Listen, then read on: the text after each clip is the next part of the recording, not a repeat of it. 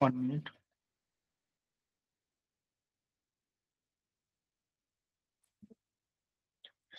येनाक्षरसमाम्नायम् अधिगम्य महेश्वरात् कृत्स्नं व्याकरणं प्रोक्तं तस्मै पाणिनये नमः। वाक्यकारं वररुचिं भाष्यकारं पतञ्जलिं पाणिनिं सूत्रकारं च प्रणतोऽस्मि मुनित्रयम्। সকলকে শুভ সন্ধ্যা। আমরা আজ সমাস প্রকরণ নিয়ে চর্চা করব। সমাস প্রকরণ শুরু করার পূর্বেই আমাদেরকে যেটা নিয়ে চর্চা করতেই হয় সেটা হলো বৃত্তি। এই বৃত্তি আমাদের ব্যাকরণে, ন্যায়শাস্ত্রে, সাহিত্যে, বিভিন্ন শাস্ত্রে বিভিন্ন অর্থে ব্যবহৃত হয়। তাই বৃত্তি শব্দটি হলো পারিভাষিক শব্দ। আমরা যদি দেখি সাহিত্যেও বৃত্তি শব্দের ব্যবহার আছে। সাহিত্যে দেখবো যে সেখানে শক্তি, অভিধা, লক্ষণা, ব্যঞ্জনা এগুলোকে বৃত্তি পদ্ধতি দ্বারা বলা হয়েছে। ন্যায়শাস্ত্রেও আছে, যেমন ব্যাকরণেও আছে। তাহলে ব্যাকরণে বৃত্তি কাকে বলে এবং এটা এখানে কেন প্রাসঙ্গিক, তার কারণ হচ্ছে এই সমাস বৃত্তিরই একটা অংশ। তাহলে সেখানে আদৌ প্রথমেই প্রশ্ন হবে যে বৃত্তি কাকে বলে। তাহলে বলা হচ্ছে পরার্থাভিধানম বৃত্তিহি। পরার্থাভিধানম বৃত্তিহি। তাহলে পরার্থাভিধানম মানে কি? তাহলে পরার্থাভিধানম কথাটাকে যদি আমরা ভাঙি, তাহলে পর অর্থ অভিধানম, তার মানে পরের অর্থ যে অভিধান করে তাকেই কি বলা হয়? বৃত্তি বলা হয়। তাহলে পরের অর্থ যে অভিধান করে, অভিধান করা মানে বলা, তাহলে পরের অর্থ যে বলে তাকে বৃত্তি বলে। তাৎপর্য কি?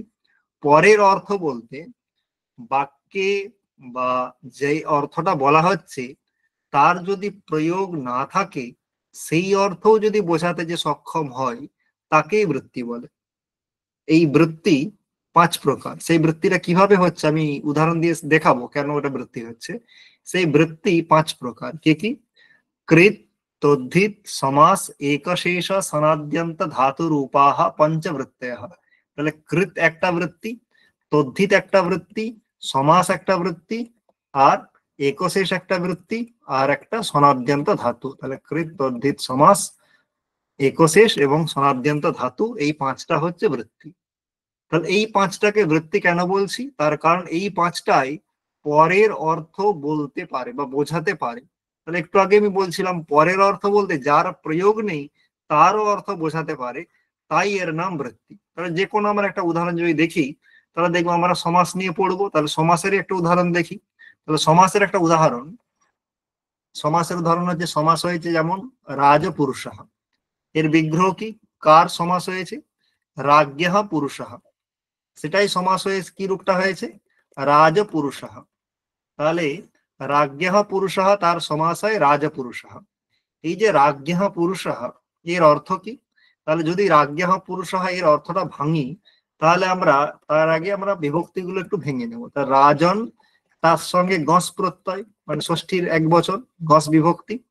পুরুষ সু, তাহলে পুরুষ তার সঙ্গে সুবিভক্তি করে রাজ্ঞঃ পুরুষঃ এরকম হয়েছে। রাজন মানে রাজা, পুরুষ মানে লোক। তাহলে আর ষষ্ঠীর অর্থ এর বা আর, যেমন হচ্ছে রাজার লোক, তাহলে রাজা আর পুরুষের অর্থ লোক। আর ষষ্ঠী ভক্তির কি অর্থ? আর বা এর, এরকম ধরনের আমরা অর্থ পাই। তাহলে রাজার লোক, তাহলে এই যে আরটা পাচ্ছি এটা ষষ্ঠী বিভক্তির অর্থ। ঠিক সেরকম রাজা পুরুষ এই যে সমাস হয়েছে, এর অর্থ কি? এর অর্থ রাজার লোক। তাহলে এখানে দেখো রাজা, তাহলে রাজন শব্দ, তার অর্থ রাজা। পুরুষ, তার অর্থ কি? লোক। তাহলে এখানে রাজা লোক এই অর্থটা হচ্ছে, কিন্তু আমরা রাজপুরুষ মানেও কিন্তু কি বলি? রাজার লোক। তাহলে এটা কিভাবে সম্ভব হলো? সরি, এইখানে সম্বন্ধ বা রাজার এই যে আর, এটা বোঝাবার জন্য ষষ্ঠী বিভক্তি ছিল, কিন্তু সমাসের মধ্যে ষষ্ঠীর প্রয়োগ নেই। তাহলে তা সত্ত্বেও এই ষষ্ঠীর অর্থ আর, এটা কি করে বোঝা যাচ্ছে? তাহলে এটা আর যার প্রয়োগ নেই তার অর্থ বোঝাতে পারছে বলেই সমাসকে কি বলা হয়? বৃত্তি বলা হয়। আমি একটু আগেই বললাম পরের অর্থ যে বলে, পরের অর্থ মানে যার প্রয়োগ নেই। তার রাজপুরুষ এখানে ষষ্ঠীর প্রয়োগ নেই, তা সত্ত্বেও তার অর্থ বোঝাতে সক্ষম বলেই সমাস হচ্ছে বৃত্তি। তেমন অন্য একটা বৃত্তি নিয়ে নিচ্ছি, যেমন তদ্ধিতি বৃত্তি। তার উদাহরণ কি? দশরথস্য অপত্যম দাশরথিহি। তাহলে এখানে যদি খেয়াল করে দেখো, দশরথ, তার সঙ্গে ই প্রত্যয় হয় অপত্যার্থে, দিয়ে কি রূপ হয়ে যায় দাসরথী। তাহলে এখানে খেয়াল করে দেখো, তাহলে দাসরথী শব্দের মানে কি, দশরথস্য অপত্যম মানেও যা, দাসরথী মানেও তা। তাহলে ভালো করে দেখো, দশরথের অপত্য মানে সন্তান, তাহলে দশরথ শব্দের অর্থ দশরথ, অপত্য শব্দের অর্থ সন্তান, আর দশরথস্য এই ষষ্ঠী যে তার অর্থ দশরথের। এইখানে দাসরথী শব্দের কি অর্থ, এখানেও দাসরথী শব্দের অর্থ দশরথের সন্তান। তাহলে দাসরথী এখানে কি আছে, দশরথ শব্দ আছে আর ই প্রত্যয় আছে, ই প্রত্যয়ের অর্থ অপত্য, আর দশরথ শব্দের অর্থ দশরথ। দশরথ সন্তান, দশরথের সন্তান, এটা কি করে হচ্ছে অর্থটা, তাহলে ষষ্ঠীর প্রয়োগ নেই এখানে, তা সত্ত্বেও এই ষষ্ঠীর অর্থ বোঝাতে সক্ষম বলেই তদ্ধিতকে কি বলা হয়, বৃত্তি বলা হয়। তাহলে যার প্রয়োগ নেই তার অর্থ যে অভিধান করতে পারে তাকেই কি বলা হয়, বৃত্তি বলা হয়। আর এই বৃত্তি সংখ্যা কটা ব্যাকরণে, 5টা। কৃত, তদ্ধিত, সমাস, একশেষ, সনাদ্যন্ত, ধাতু, মোট 5টা বৃত্তি। এই 5টা বৃত্তিকে পদবিধি পদের দ্বারাও বলা হয়, মানে কৃত, তদ্ধিত, সমাস, একশেষ, সনাদ্যন্ত, ধাতু, এগুলোকে পদবিধিও বলা হয়। কেন বলা হয় পদবিধি, তার কারণ কৃত প্রত্যয়, সেখানেও পদবিধি, কারণ পদকে নিয়েই বিধি মানে কাজ হয়। যেমন কুম্ভম করোতি, কুম্ভকার কুম্ভম করোতি, তাদেরকে নিয়ে হচ্ছে। তদ্ধিত দশরথস্য অপত্যম, দাসরথী, এখানেও পদ নিয়ে কাজ হচ্ছে। সমাস, রাজ্ঞঃ পুরুষঃ, এখানেও দুটো পদ নিয়ে একটা পদ করে সমাস করছে। তাহলে এগুলো সমস্তই পদ নিয়ে কাজ করে বলি এগুলোকে পদবিধি বলা হয়।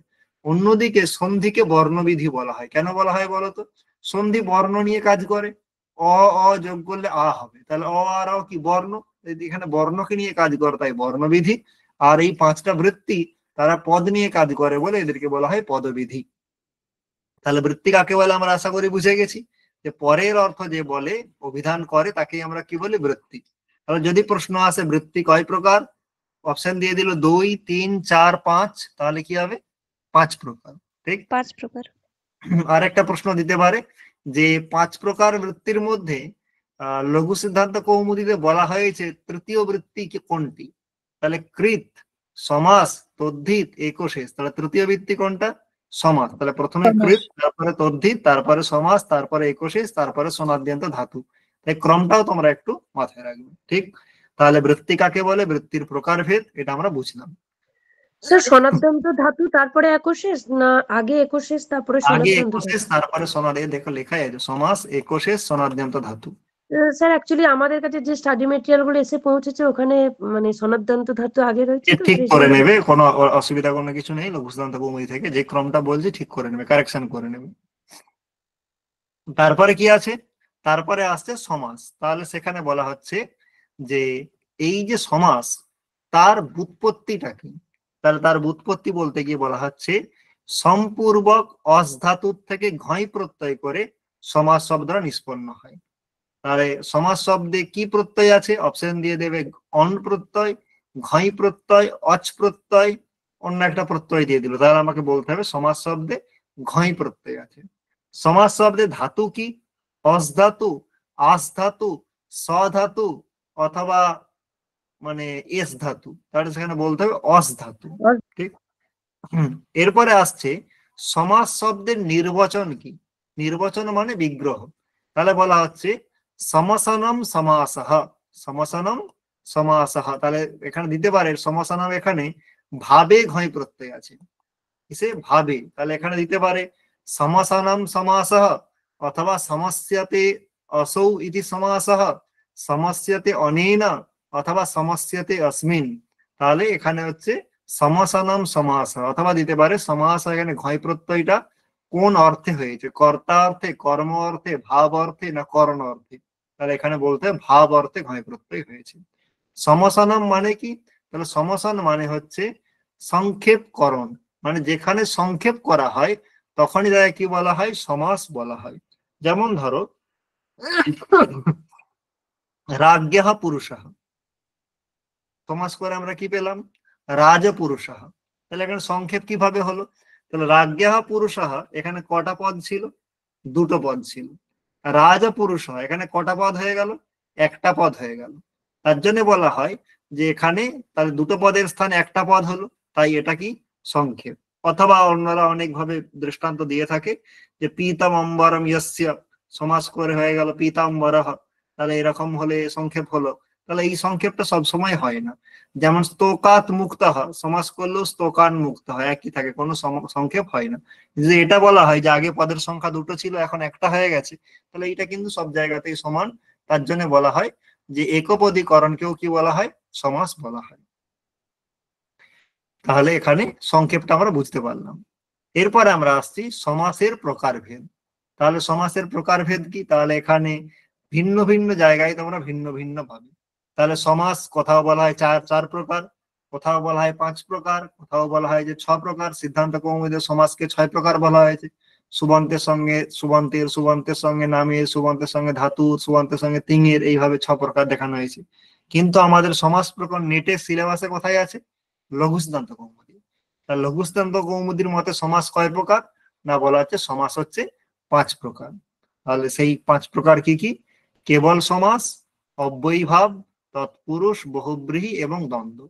তাহলে এখানে প্রশ্ন হতে পারে যে স্যার আরো তো কর্মধারয় বলে আলাদা নাম শুনেছি, দিগু বলে আলাদা নাম শুনেছি, তাহলে তারা কি হবে। তাহলে এখানে খেয়াল রাখবে যে কর্মধারায় আর দিগু এটা আলাদা কোনো কিছু নয়, তৎপুরুষেরই ভেদ মাত্র। তৎপুরুষের ক্ষেত্রেই যখন বিভক্তি সমান থাকবে, যেমন রাজ্ঞেহ পুরুষ, এখানে ষষ্ঠী তৎপুরুষ আছে, রাজ্ঞেহতে ষষ্ঠী বিভক্তি, পুরুষের প্রথমা বিভক্তি। যখনই বিভক্তি দুটো সমান থাকবে যে তৎপুরুষে, তাকেই কর্মধারায় বলে। আর দুটো বিভক্তি সমান থাকলে পূর্বের সংখ্যাটা, পূর্বের পদটা যদি সংখ্যাবাচক হয় তখন তাকে দিগু বলে। তাই ওটা তৎপুরুষেরই ভেদ, আলাদা করে কোনো কিছু নয়। তাই এগুলো আলাদা করে গণনা করার কোনো দরকার নেই, ঠিক। তাই সমাস কত প্রকার, তার জন্য বলা হয় সমাস 5 প্রকার। তাহলে যদি বলা হয় কর্মধারা, এটা কি হবে না, কর্মধারায় তৎপুরুষে চলে যাবে। তাহলে যদি জিজ্ঞাসা করে কর্মধারায় সমাসের কোথায় অন্তর্ভাব হবে, অব্যয়ীভাব, তৎপুরুষ, বহুব্রীহি, দ্বন্দ্ব, তাহলে কোথায় যাবে অব্যয়ীভাব, কর্মধারায় তৎপুরুষ। তৎপুরুষ। তৎপুরুষ। এরপরে প্রশ্ন আসছে যে অব্যয়ীভাব কাকে বলা হয়। তাহলে সেখানে অব্যয়ীভাব কাকে বলে বলতে গিয়ে বলা হচ্ছে পূর্ব পদার্থ প্রধান অব্যয়ীভাব। কেবল সমাস আছে, তাহলে কেবল সমাস কি না, বিশেষ সংজ্ঞা বিনির্মুক্ত কেবল সমাস, যার বিশেষ কোনো নাম নেই, যেটা অব্যয়ীভাব, তৎপুরুষ, বহুব্রীহি বা দ্বন্দ্ব এই চারটের মধ্যে পড়ে না, তাহলে যে কোনো দলেই পড়বে না এই চারটের মধ্যে, তাহলে তার নাম কেবল সমাস। তাহলে সেটা যখন কেবল সমাস আসবে তখন আমি বলবো পূর্ব পদার্থ প্রধান অব্যয়ীভাব। তাহলে অব্যয়ীভাব কাকে বলা হয় না, অব্যয়ীভাব বলছে যে সমাসে পূর্ব পদের অর্থ প্রধান হয়, পূর্ব পদ প্রধান হয় নয়, পূর্ব পদের অর্থ প্রধান হয়। তাহলে এটা ভাঙো, পূর্ব পদ অর্থ প্রধান। তাহলে পূর্ব পদের অর্থ যেখানে প্রধান হয় তাকেই অব্যয়ীভাব বলে। তাহলে পূর্ব পদের অর্থ প্রধান হয়, তাহলে প্রাধান্য বলতে কি, তাহলে আমি যদি দেখি তাহলে সমাস যখন হয়, যেমন ধরে নাও কৃষ্ণস্য সমীপম উপকৃষ্ণম, মদ্রাণাম সমৃদ্ধি সুমদ্রম। তাহলে এখানে পূর্ব পদ আর উত্তর পদ, প্রথম পদটাকে পূর্ব পদ বলে, পরেরটাকে উত্তর পদ বলে। যেমন সুমদ্রম, এখানে সু হচ্ছে পূর্ব পদ আর মদ্র হচ্ছে উত্তর পদ। তাহলে এখানে বলছে পূর্ব পদের অর্থ, অর্থাৎ সু এর অর্থ প্রধান হবে। তাহলে এখানে প্রধান বলতে কি বা প্রাধান্য বলতে কি, প্রাধান্য অনেক রকমের হয়। যেমন দুজন ব্যক্তি গেলেন, একজন ব্যক্তিকে স্টিলের চেয়ার দেওয়া হলো, একজন ব্যক্তিকে মাটিতে বসতে বলা হলো, তাহলে সেটাও প্রাধান্য। তাহলে এখানে প্রাধান্য কিরকম, তাহলে এখানে প্রাধান্য বলতে আসলে যার ক্রিয়ার সঙ্গে অন্বয় হয়। আমাদের যদি দেখি বাক্যে সবসময় ক্রিয়ার সঙ্গে যার অন্বয় হয়, ক্রিয়া হচ্ছে বাক্যের হৃদয় বা বাক্যের মেইন পয়েন্ট হচ্ছে ক্রিয়াপদ, তার সঙ্গে যার অন্বয় হবে সেই প্রধান হবে। তাহলে এই সমাস যাদের যে পদগুলির মধ্যে হচ্ছে, সেই পদগুলির প্রতিটি পদেরই অর্থ আছে, তাহলে সেই পদগুলির মধ্যে যেই পদটির ক্রিয়ার সঙ্গে অন্বয় হবে সে হবে প্রধান। তাহলে এখানে পূর্ব পদের অর্থ প্রধান মানে এখানে পূর্ব পদের যে অর্থ তার ক্রিয়ার সঙ্গে অন্বয় হয়, তাহলে তখনই কি হবে, অব্যয়ীভাব সমাস হবে। তাহলে কি করে হচ্ছে, তাহলে সুমদ্রম মানে কি, মদ্রানাম সমৃদ্ধি, তাহলে একটা ক্রিয়াপদ যোগ করে বাক্যটা বলা হোক সুমদ্রম পশ্য। বাক্যটা কি, সুমদ্রম পশ্য, তার মানে সমুদ্রকে দেখো। এখন ভালো করে খেয়াল করে দেখো, সমুদ্রকে দেখো এই যে কথাটা বলা হলো, সমুদ্র মানে কি, মদ্রানাম সমৃদ্ধি, ঠিক। তাহলে এখন পশ্য মানে দেখো, দেখো মানে দর্শন ক্রিয়া। তাহলে এখানে কি দেখতে বলা হচ্ছে, মদ্রদেরকে দেখতে বলা হচ্ছে না মদ্রদের সমৃদ্ধিকে দেখতে বলা হচ্ছে, সুমদ্রম মানে কি? মদ্রানাম সমৃদ্ধি, তাহলে মদ্রানাম সমৃদ্ধিম পশ্য, তাহলে মদ্রদের সমৃদ্ধিকে দেখো। তাহলে কি দেখতে বলা হচ্ছে? সমৃদ্ধিকে। কাদের সমৃদ্ধি? মদ্রদের সমৃদ্ধি। তাহলে ভালো কথা, মদ্রদের অন্যায় হচ্ছে সমৃদ্ধির সঙ্গে। কি দেখো? সমৃদ্ধিকে। তাহলে সমৃদ্ধির অন্যায় হচ্ছে দর্শন ক্রিয়ার সঙ্গে। তাহলে দর্শন ক্রিয়া তার সঙ্গে সমৃদ্ধির অন্যায়। সমৃদ্ধি কোন পদের অর্থ? মদ্র পদের অর্থ না সুপদের অর্থ? সুপদের অর্থ। তাহলে সুপদরা পূর্ব পদ না উত্তর পদ? এটা পূর্বপদ। পূর্ব পদ, তাই এখানে পূর্ব পদের অর্থ প্রধান হয়েছে, তাই এটা অব্যয়ীভাব। তাহলে যেখানে পূর্ব পদের অর্থ প্রধান হয়, অর্থাৎ ক্রিয়ার সঙ্গে উন্নীত হয়, তাকেই আমরা কি বলি? অব্যয়ীভাব সমাস বলি। ঠিক আছে? তাহলে পূর্ব পদার্থ প্রধান অব্যয়ীভাব, তাহলে পূর্ব পদের অর্থ যেখানে প্রধান হবে তাকে আমরা অব্যয়ীভাব বলবো। এরপরে আমরা লঘু স্নাতক কৌমুদী যে প্রথম সূত্র আনা হয়েছে সেই সূত্রে আমরা নিয়ে আসবো। সেই সূত্রের নাম কি? সমর্থ পদবিধি। তাহলে সমর্থ পদবিধি সমাস প্রকরণের প্রথমেই এই সূত্র নিয়ে আসা হলো কেন? তার পিছনে কারণ আছে। কি কারণ আছে? এইটা শুধু সমাসের জন্য নয়, যে কোনো পদবিধির জন্যই লাগে। পদবিধির জন্য এই সূত্র। তাহলে পদবিধি কটা বলেছিলাম আমি? 5টা। কৃত, তদ্ধিত, সমাস, সমাদ্যন্ত, ধাতু, একশেষ, এই 5টাই কি? এই 5টাই হচ্ছে আমাদের বৃত্তি বা পদবিধি, বৃত্তি বা পদবিধি। তাহলে পদবিধি সবসময় কি হবে? সমর্থ হবে। তাহলে এই সমর্থ পদবিধি যে পরিভাষা সূত্র। পরিভাষা সূত্র কি করে? অনিয়মে নিয়মকারিণী পরিভাষা। তাহলে পদবিধি বলতে পদের বিধি পদবিধি। তাহলে এখন যদি বলা হয় পদেদের বিধি পদবিধি, তাহলে যে কোনো জায়গায় তো পদবিধি হতে পারে। তাহলে সব জায়গায় কি পদবিধি হবে? তার জন্য সেখানে নিয়ম করছে না, সব জায়গায় পদবিধি হবে না, সমর্থ হলেই পদবিধি হবে। তাহলে সমর্থ মানে কি? তার আমি যদি বলি যে এই ব্যক্তিটি সমর্থ, তার মানে কি? তার মানে যে তার সামর্থ্য আছে, তবেই আমি তাকে কি বলছি? সমর্থ বলছি। তাহলে যার সামর্থ্য থাকে তাকেই আমরা কি বলি? সমর্থ বলি। তাহলে সামর্থ্য কি? তাহলে সমর্থ বলতে যার সামর্থ্য আছে। তাহলে বলা হচ্ছে এই ব্যাকরণে সামর্থ্য 2 প্রকার। সামর্থ্য কত প্রকার? 2 প্রকার। একটা বলা হচ্ছে ব্যাপেক্ষা সামর্থ্য, আর একটাকে বলা হচ্ছে একার্থীভাব সামর্থ্য। তাহলে সামর্থ্য 2 ধরনের হয়, একটা হচ্ছে ব্যাপেক্ষা আর একটা হচ্ছে একার্থীভাব। তাহলে ব্যাপেক্ষা সামর্থ্য কি জিনিস আর একার্থীভাব সামর্থ্য কি জিনিস? তাহলে সেখানে বলা হচ্ছে যে ব্যাপেক্ষা সামর্থ্য হলো সেটাই, কোনটা না, যে সামর্থ্য থাকলেই বাক্য হয়, না হলে সে বাক্য হবে না। একটা নর্মালি আমরা যদি কাউকে বাক্য বলি, তখন তাকে আমরা তখনই বাক্য বলি যদি তাদের মধ্যে ব্যাপেক্ষা থাকে। ব্যাপেক্ষা মানে কি? বি অপেক্ষা ব্যাপেক্ষা। তাহলে বি মানে কি? বিশিষ্ট। তাহলে বিশিষ্টা অপেক্ষা ব্যাপেক্ষা। তাহলে বিশিষ্ট অপেক্ষা মানে কি?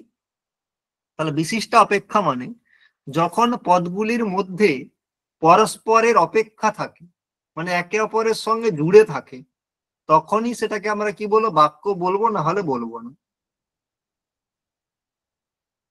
একটা উদাহরণ নিয়ে জিনিসটাকে স্পষ্ট করি। যেমন আমরা যদি নর্মালি দেখি রামহ গ্রামম গচ্ছতি, তাহলে রামহ একটা পদ, গ্রামম একটা পদ, গচ্ছতি একটা পদ। ঠিক?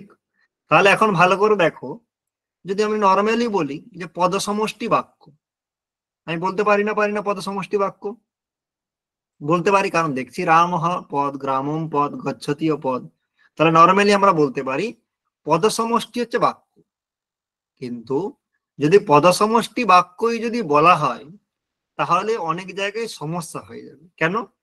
যেমন আমি বললাম রামহ, শ্যামহ, বিষ্ণু, ভগবান, কৃষ্ণ, আমি তাহলে অনেকগুলো পদ বললাম, তাহলে আমি এটাকে কি বাক্য বলবো? এটা বাক্য না। বলবো না। কেন বাক্য বলবো না? এখানে পদ সমষ্টি আছে, অনেকগুলো পদ আছে, তা সত্ত্বেও তাকে বাক্য বলছি না, কারণ তাদের মধ্যে ব্যাপেক্ষা সামর্থ্য নেই। ব্যাপেক্ষা মানে কি বললাম? বিশিষ্ট অপেক্ষা, মানে একে অপরের সঙ্গে জুড়ে থাকা বা একে অপরের অপেক্ষাটা পূরণ করার ক্ষমতা রাখা। অপেক্ষা পূরণ কেন করতে পারছে না? এদের পরস্পরের মধ্যে অন্যয় কেন নেই? তার কারণ হচ্ছে এদের পরস্পরের একে অপরের আকাঙ্ক্ষা পূরণ করতে সমর্থ নয়, তাই তাদের পরস্পরের মধ্যে অন্যয় নেই। যেমন রামঃ গ্রামম গচ্ছতি, ওখানে যখন বলছি গচ্ছতি তখন প্রশ্ন হচ্ছে কহ গচ্ছতি, কে যাচ্ছে? তবে রামঃ গচ্ছতি। রামঃ কুত্র গচ্ছতি? রামঃ গ্রামম গচ্ছতি। রামঃ কিম? না রামঃ গচ্ছতি। তাহলে একে অপরের আকাঙ্ক্ষা পূর্ণ করতে পারছে বলেই, একে অপরের অপেক্ষা পূর্ণ করতে পারছে বলে পরস্পরের মধ্যে অন্যায় আছে, সেটাই ব্যাপেক্ষা সামর্থ্য, তাই সেটা বাক্য। এই রামঃ শ্যামঃ বিষ্ণু ভগবান কৃষ্ণ, এখানে যদি আমরা দেখি রামঃ কিম? না শ্যামঃ। আরে কিম বিষ্ণু, কিম ভগবান, তাহলে আকাঙ্ক্ষা পূরণ কিন্তু হচ্ছে না। তাই তার মানে এখানে পদ সমষ্টি থাকলেও পরস্পরের মধ্যে অন্যই নেই। আর এই পরস্পরের মধ্যে অন্যই না থাকাটাকেই বলা হয় যে এখানে সামর্থ্য নেই। তাহলে পরস্পরের মধ্যে যদি অন্যই থাকে তখনই আমরা তাই কি বলি? ব্যাপেক্ষা সামর্থ্য আছে। তাহলে একটা বাক্য হতে গেলে সেখানে যেমন সামর্থ্য লাগে, ব্যাপেক্ষা সামর্থ্য, তাহলে এক কথায় ব্যাপেক্ষা সামর্থ্য কোথায় থাকে? তাহলে বাক্যে থাকে। তাহলে এইটা আমাদের পদবিধির জন্য দরকার নেই। তাহলে আমাদের পদবিধির জন্য কোনটা দরকার? দ্বিতীয় যে সামর্থ্য, সেটা কি সামর্থ্য? একার্থিভাব সামর্থ্য। ওর জন্য বলা হচ্ছে দেখো, প্রথম সামর্থ্য কোথায় থাকে? প্রথম সামর্থ্যটা বাক্যে থাকে। দ্বিতীয়টি কোথায় থাকে? পদবিধিতে। তাহলে দ্বিতীয় সামর্থ্য কোনটা? একার্থিভাব সামর্থ্য। দ্বিতীয় সামর্থ্য কোনটা? একার্থিভাব সামর্থ্য। তাহলে একার্থিভাব সামর্থ্য মানে কি? তাহলে একার্থিভাব মানে, যদি ভালো করে খেয়াল করে দেখো, এক অর্থী ভাব, তাহলে একটাই অর্থ হয়ে যাওয়াকে বলা হয় একার্থিভাব সামর্থ্য। একটা অর্থ হয়ে যাওয়াকে কি বলা হয়? একার্থিভাব সামর্থ্য। তার মানে একটা অর্থ হয়ে যাওয়া মানে কি? একটা অর্থ হয়ে যাওয়া মানে, এর একটা খুব সুন্দর দৃষ্টান্ত তোমরা নিতে পারো। যে যেমন ধরো লবণ, লবণের আলাদা স্বাদ আছে। লেবু, তার আলাদা স্বাদ আছে। জল, তার আলাদা টেস্ট থাকুক বা না থাকুক, এটা অন্যরকম লাগে। এখন চিনি, তার আলাদা টেস্ট আছে। এই চারটেকে যদি তুমি মিক্সড করে দাও, তারপরে যে টেস্টটা হয় সেটাকে তুমি বলতে পারবে এক মানে এক আমি এক চামচ নিলাম, নিয়ে বলতে পারবো এটা লবণের টেস্ট না চিনির টেস্ট না লেবুর টেস্ট? বলা যাবে? বলা যাবে না। ওটা একটা না, বিলক্ষণই টেস্ট হবে, যেটা আলাদাই স্বাদ, না নুনের না চিনির না লেবুর, কিন্তু একটা মিশ্রিত একটাই স্বাদ। ঠিক সেরকম একার্থিভাব সামর্থ্য মানে একটাই অর্থ হয়ে যাওয়া। তাহলে তার মানে যখন সেখানে কি থাকে? একার্থিভাব সামর্থ্য থাকে মানে সেখানে অর্থগুলো আলাদা আলাদা থাকে না, টোটালটার একটা অর্থ হয়ে যায়। ওর জন্যই ওই যে রাজ্ঞা পুরুষাহ, ওর অর্থ বলেছিলাম রাজার লোক। রাজা পুরুষাহ এর মানেও রাজার লোক। কেন? এখানে রাজা পুরুষ এই শব্দটারই মানে হচ্ছে রাজার লোক। এখানে আলাদা আলাদা রাজ শব্দের অর্থ রাজা, পুরুষ শব্দের অর্থ লোক, এইরকম ভাবে অর্থ কল্পনা করাই যাবে না। কারণ যেখানেই বৃত্তি হয় বা পদবিধি হয় সেখানে একার্থী ভাব থাকে, তার মানে সেখানে একটাই অর্থ হয়, আলাদা আলাদা ভেঙে ভেঙে কোনো অর্থ নেই। রাজ্ঞা পুরুষায় বাক্যে যেমন আমরা ভেঙে ভেঙে অর্থ পেয়েছিলাম, বৃত্তি হলে সেখানে ভেঙে অর্থ পাওয়া যায় না, কারণ তাহলে সেখানে একটাই অর্থ থাকে এবং সেইটা থাকে বলেই সেখানে পদবিধি হয়। এবং সেটা না থাকলে যদি একসঙ্গে অর্থ প্রতিপাদন করতে না পারে তাহলে সেখানে বৃত্তি হবে না। তার কারণ যদি একটা অর্থ প্রতিপাদন করতে না পারে, ভালো করে খেয়াল করে দেখো, রাজ্ঞা পুরুষাহ এর মানে যা, রাজপুরুষাহ এর মানে যদি তাই না হয়, তাহলে কি সমাস হবে? সেখানে হবে না। কারণ যদি আমি ভেঙে ভেঙে মানে করি, তা রাজা শব্দের অর্থ রাজা, পুরুষ শব্দের অর্থ লোক হয়ে যাবে। রাজার লোক এরকম অর্থ হবে? হবে না। কিন্তু কখন হবে? যদি একার্থী ভাব সামর্থ্য থাকে, তাহলে সেখানে রাজপুরুষের মানেই রাজার লোক। তাহলে সেটা রাজা শব্দের অর্থ রাজা, পুরুষ শব্দের অর্থ লোক এরকম নয়। রাজা পুরুষ একটাই ইউনিট, তার অর্থ রাজার লোক। তাহলে একার্থী ভাব সামর্থ্য কোথায় থাকে? পদবিধিতে থাকে। আর এই একটা অর্থ প্রতিপাদন করার ক্ষমতা যাদের মধ্যে থাকবে তখনই সেখানে কি হবে? বৃত্তি হবে বা পদবিধি হবে। আর যদি সেই অর্থ প্রতিপাদন করার ক্ষমতা না থাকে তখন তাহলে কিন্তু সেখানে পদবিধি বা বৃত্তি হবে না। ওর জন্যে আমাদের বলা হয় যে যে সমাস যেখানে হবে সেখানে বিগ্রহ যে হবে, তাহলে বিগ্রহ আর সমাস তার অর্থ কি বলা হয়? একই বলা হয় না আলাদা বলা হয়?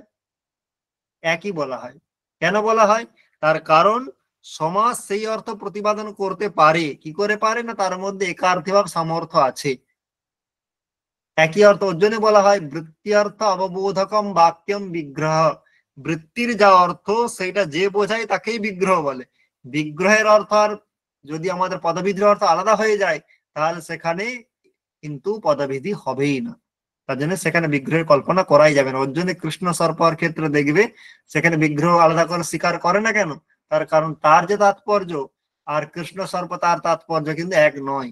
কৃষ্ণ সর্প মানে কালো সাপ, আর কৃষ্ণ সর্প মানে একটা বিশেষ জাতির সাপ, কেউটে সাপকে বোঝায়, সেটা কিন্তু সব কালো সাপকে বোঝায় না। তাই সেখানে কিন্তু ওজনটাকে বিগ্রহ বলে স্বীকারই করে না। তার কারণ এটাই যে একার্থীয় সামর্থ্যের দ্বারা যেটা প্রতিপাদন করবে, সেখানে কৃষ্ণ সর্প যদি কৃষ্ণের আলাদা সত্তা থাকতো তাহলে সেখানে কালো সাপ এইরকম অর্থই হতো, কিন্তু কেউটে সাপ এরকম অর্থ হয় কেন? তার কারণ সেটা একটাই ইউনিট এবং সেটা একটাই অর্থ বোঝায়, তারা আলাদা আলাদা করে কোনো সত্তা নেই। তাহলে কৃষ্ণ সর্প মানে কালো সাপ বোঝাচ্ছে, কৃষ্ণ সর্প কেন কালো সাপকে বোঝাচ্ছে না? তার কারণ কৃষ্ণ সর্প কেন ভেঙে ভেঙে অর্থ করা যায় না। ওর জন্য কি বলা হয়, যে কোনো পদবিধিতে একার্থী সামর্থ্য থাকে। তাহলে বলা হলো, তাহলে এখানে আমাদের এত ব্যাখ্যা হচ্ছে এগুলো ইন্টারভিউর জন্য। নর্মাল যদি জিজ্ঞাসা করে তাহলে সামর্থ্য কয় প্রকার? দুই প্রকার, ব্যাপেক্ষা সামর্থ্য, একার্থী সামর্থ্য। ব্যাপেক্ষা সামর্থ্য কোথায় থাকে? পদে থাকে, একে অপরের বর্ণে সাথে থাকে, জুড়ে থাকে, একে অপরের সাথে জুড়ে থাকে। না, কোথায় থাকে প্রশ্নটা শোন। ব্যাপেক্ষা সামর্থ্য কোথায় থাকে? বর্ণে থাকে, পদে থাকে, বাক্যে থাকে, আমাদের পুস্তকে থাকে, বাক্যে থাকে। বাক্যে থাকে। একার্থী সামর্থ্য কোথায় থাকে? পদবিধিতে থাকে। পদবিধি এখানে পদবিধি না বলে যদি এরকম বলে একার্থী সামর্থ্য কোথায় থাকে? বর্ণে থাকে, পদে থাকে, বাক্যে থাকে, সমাসে থাকে। তাহলে কোথায় থাকে? সমাসে। তার কারণ সমাসও কি পদবিধি, সমাসে পদবিধি। তাই সেখানে সমাসে অথবা কৃদন্তে অথবা তদ্ধিতান্তে অথবা ধাতু সনাতন ধাতুতে অথবা একশেষে ভেঙে দিলেও কিন্তু কনফিউজ হয় না, কারণ ওগুলো পাঁচটাও পদবিধি। ঠিক আছে, তারপরে আসছে প্রাক কডারাত সমাসঃ। তাহলে আমরা এটা জেনে গেলাম যে যে কোনো বৃত্তি হতে গেলে সেখানে সামর্থ্য লাগবে এবং সেটা একার্থীয় সামর্থ্য লাগবে। একার্থীয় তার মানে একার্থীয় সামর্থ্য থাকলেই পদবিধি হবে, না থাকলে হবে না। এবারে আসছে প্রাক কডারাত সমাসঃ। এইটা হচ্ছে অধিকার সূত্র। এই অধিকার সূত্রটা আনলো কেন? এই যে কডারাহা কর্মধারয়ী বলে একটা সূত্র আছে, তার আগে পর্যন্ত সমাস এই পদটা অধিকার হয়ে যায়। অধিকার হওয়া মানে কি? অধিকার মানে কমন নিয়ে নেওয়ার মতো। ভালো করে দেখো, এরপর যত সূত্র আছে সব সূত্র তারা সমাসই হবে। তাহলে আমি যদি প্রতিটা সূত্রে বলি এই রকম থাকলে সমাস হবে, এই রকম থাকলে সমাস হবে, এইরকম থাকলে সমাস হবে, তাহলে সমাস পত্র যদি আমাকে 100 বার বলতে হয় তাহলে আমার কি তাতে লাঘব হবে না গৌরব হবে?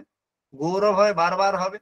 তার কারণ আর বৈয়াকরণরা সূত্র সবসময় কি বলে, অল্পাক্ষরম অসন্দিগ্ধম সারবৎ বিশ্বত মুখম। অল্পাক্ষরম, অক্ষর যত পারবে অল্প করো। তাহলে সমাস শব্দটা 100 বার বলার জায়গায় একবার বলে দাও। যেমন ম্যাথামেটিক্সে কমন নেওয়া হয়, AB plus AC plus AD plus এই, এ কমন নিয়ে নিল, এ ব্র্যাকেটের মধ্যে B plus C plus D plus E, তাতে লাঘব কি হলো? এ কে একবার বলতে হলো। এখানেও ঠিক তাই, সমাস একবার বলে দিল, তার পরবর্তী যত সূত্র আছে সব জায়গায় সমাস এই পদটা সাপ্লাই দিয়ে দেবে। যেমন দেখবে তোমরা কারকে বলে একটা অধিকার সূত্র আছে, তাই পরবর্তী কোথাও আর কারক পদরা বলা হয়নি। কর্তুর ইপ্সিতম কর্ম মানে কর্ম কারক বলি, কিন্তু ওখানে কারক পদরা সূত্রে আছে? নেই। ধ্রুমাপায় অপাদানম, কারক পদ আছে? নেই। তাহলে ওই যে কারকে অধিকার দিয়েছে সেই পদ ওখানে চলে যাবে। কর্তৃ ইসলাম কর্ম, কারক চলে আসবে। তাই কর্তু ক্রিয়া ইসলাম কারকম কর্ম, ওই যে কারকম এলো কোথা থেকে? কারক অধিকার থেকে। তার মানে এখানে সমাস এই অধিকার করে দিল, পরবর্তী সমস্ত সূত্রে সমাস এই পদটা চলে যাবে। তাহলে এখানে প্রশ্ন হচ্ছে প্রাক কডারাত সমাস ইতি কীদৃশম সূত্রম? বিধি সূত্র, সংজ্ঞা সূত্র, পরিভাষা সূত্র, অধিকার সূত্র। কি সূত্র? অধিকার সূত্র। অধিকার এই সূত্র। অধিকারটা কতদূর পর্যন্ত যায়? কতদূর পর্যন্ত? তাহলে বলছে প্রাক কডারাত, তার মানে কডারাহা কর্মধারা এই সূত্রের আগে, ইত্যতঃ প্রাক, এটাও মাথায় রাখবে যে কডারাহা কর্মধারায় এই সূত্রের আগে পর্যন্ত এর অধিকার। তারপর কি আসছে? এরপরে আমাদের একটা কেবল সমাসের সূত্র আসছে। কি বলছে? সহ সুপা। তো সহ সুপা মানে কি? তাহলে সুপা মানে সুপ, তার তৃতীয়াতে সুপা। তাহলে এখানে সুপ অনুবৃত্তি আসে, অর্থ হয়ে যায় সুপ সুপা সহ সমাস। এই যে প্রাক কডারাত সমাস, তার থেকে সমাসের এখানে অধিকার আছে। তাহলে সুপ সুপা সহ সমাস। সুপ মানে সুবন্ত এর সঙ্গে অন্ত যোগ করে দাও, সুপ অন্ত সুবন্ত, তাহলে সুবন্তের সুবন্তের সঙ্গে সমাস হয়। সমস্যাতে মানে সমাসকেই বলছে সমস্যাতে, ক্রিয়াপদ করে দিয়েছে। তাহলে সুবন্তের সঙ্গে সুবন্তের সমাস হয়। যদি ভালো করে যদি দেখো, তাহলে সব জায়গায় তো বেশিরভাগ ক্ষেত্রে সুবন্তের সঙ্গে সুবন্তের সমাস হয়। রাজ্ঞঃ পুরুষঃ রাজা পুরুষঃ, তাহলে ওখানেও রাজ্ঞঃ সুবন্ত পুরুষ সুবন্ত, তাহলে ওখানে তো সুবন্তের সঙ্গে সুবন্তেরই সমাস হয়েছে। তাহলে এই সূত্রটা মানে কি? তাহলে এই সূত্রটা মানে হচ্ছে, যত স্পেশাল সূত্র বলা হয়েছে সেই সূত্রগুলোর দ্বারা যদি কোনো সমাস না হয়ে থাকে, রাজ্ঞঃ পুরুষঃ ওখানে তো ষষ্ঠী তৎপুরুষ হয়েছে, তাহলে এই সূত্রটা কাদের জন্য? এই সূত্রটা তাদের জন্য যাদের কোনো বিশেষ সূত্রের দ্বারা সমাস পাচ্ছে না, কিন্তু কোন সৃষ্ট ব্যক্তি প্রয়োগ করেছেন সমাস, তাহলে সেটা কোনো সূত্রের দ্বারা আসছে না। সেটা আমরা যখন পরবর্তীতে পড়বো তখন বলবো। তাহলে সেইখানে সমাসটা কার দ্বারা হবে? তার জন্য এখানে একটা রাস্তা খুলে রাখা হলো, যে যে কোনো সুবন্তের সঙ্গে যে কোনো সুবন্তের সমাস হতে পারে। যেমন একটা প্রয়োগ আছে ভূতপূর্ব। এই যে ভূতপূর্ব শব্দটা আছে, এই ভূতপূর্ব শব্দে কোনো সমাস পাচ্ছে না কেন? ভূতপূর্ব শব্দের বিগ্রহ কি? পূর্বং ভূতঃ ভূতপূর্বঃ। তাহলে এখন তোমাদের প্রশ্ন হতে পারে, স্যার কৃষ্ণম শ্রুতঃ কৃষ্ণ শ্রুতঃ, হয়তো তেমনি পূর্বম ভূতঃ পূর্বভূতঃ দ্বিতীয় তৎপুরুষ হয়ে যেতে পারতো। তাহলে এখানে কেন সহসুপা ধরা হলো? তার পিছনে কারণ হচ্ছে, ভালো করে দেখো, কৃষ্ণম শ্রুতঃ ওখানে দ্বিতীয় তৎপুরুষ হলেও পূর্বম ভূতঃ এখানে দ্বিতীয় তৎপুরুষ হবে না। কেন? দ্বিতীয় তৎপুরুষের জায়গা বেঁধে রাখা হয়েছে। সূত্র কি আছে? দ্বিতীয়া শ্রুতাতীত পতিত গতাত্যস্ত প্রাপ্তাপন্নৈঃ। ওই শ্রুত অতীত পতিত গত অত্যস্ত প্রাপ্ত আপন্ন এদের সঙ্গেই সমাস হবে। ওই লিস্টে ভূত শব্দের কি সমাস আছে? ভূত শব্দের উল্লেখ আছে?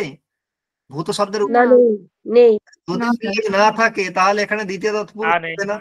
আর দ্বিতীয় তৎপুরুষ না হলে তাহলে এখানে তো সমাস হতোই না। কিন্তু ভূতপূর্ব এরকম সৃষ্ট প্রয়োগ আছে, তাহলে সেটা কার দ্বারা হবে? তাহলে যখন কারোর দ্বারা পড়বে না, তখন তার জন্য কে আছে? সহসুপা আছে।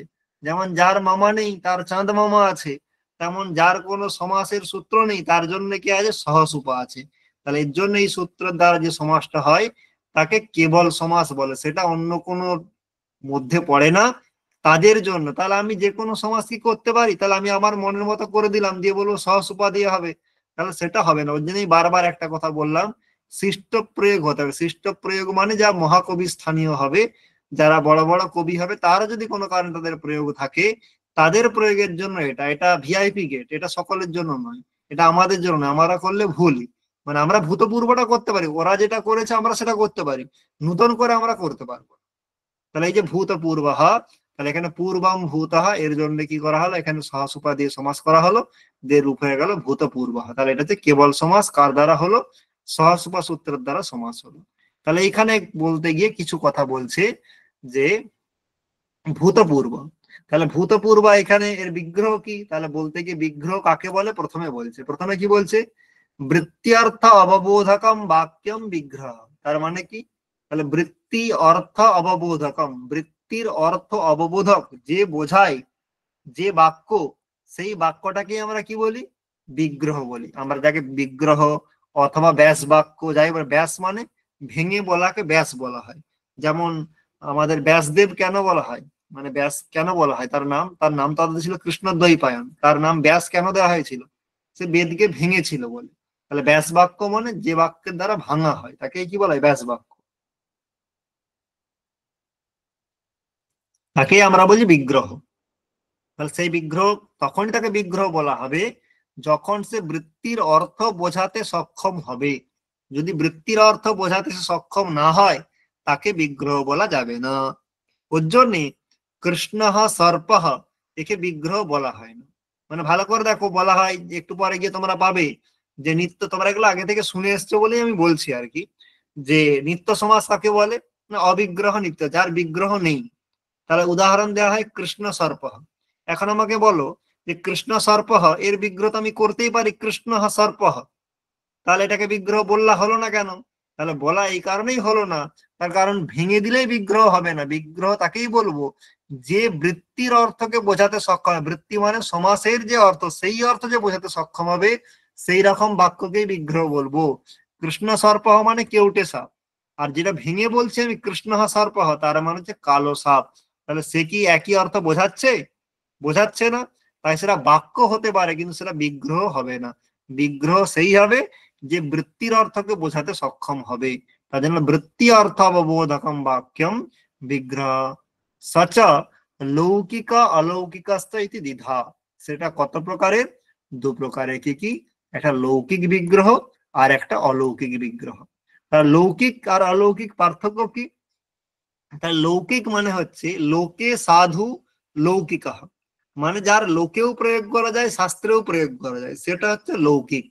আর অলৌকিক মানে না লৌকিক, মানে লোকে যার প্রয়োগ করা যায় না, সেটা হচ্ছে অলৌকিক। তার মানে যার শাস্ত্রেই প্রয়োগ হয়, লোকে আমরা নর্মালি প্রয়োগ করতে পারবো না, তাকে বলা হবে অলৌকিক। শাস্ত্র মানে ব্যাকরণে যার প্রয়োগ করা যাবে, কিন্তু আমরা যে কথা বলছি সেই কথাতে যারা ব্যবহার করা যায় না, তাকেই অলৌকিক বলা হয়। অলৌকিক মানে কোনো চমৎকার বা এরকম কোনো কিছু নেই।